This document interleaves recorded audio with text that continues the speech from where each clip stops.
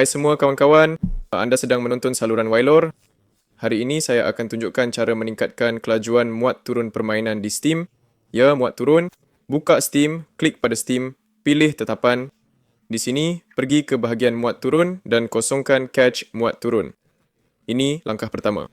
Seterusnya, aktifkan pilihan throttle download while streaming. Anda juga boleh tetapkan masa untuk kemaskini automatik permainan anda, supaya tidak dikemaskini ketika anda tidur. Pastikan kotak ini tidak ditanda. Pilih pelayan yang paling dekat atau cuba yang kedua terdekat.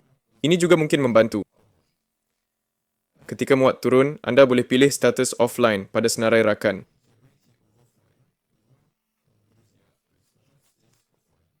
Ini akan sedikit tingkatkan kelajuan internet anda.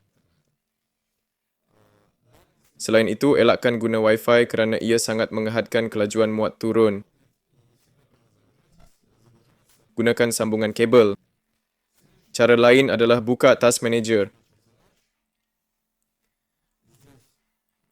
Pilih tab Performance. Buka Resource Monitor di sini. Dalam Resource Monitor, lihat tab Network untuk proses yang guna internet paling banyak. Ini dia. Pilih Total dan anda akan nampak saya ada Microsoft Edge. Tutup semua aplikasi ini ketika anda muat turun atau kemas kini permainan di Steam. Kelajuan juga akan meningkat. Ini Wailor bersama anda. Jumpa lagi semua.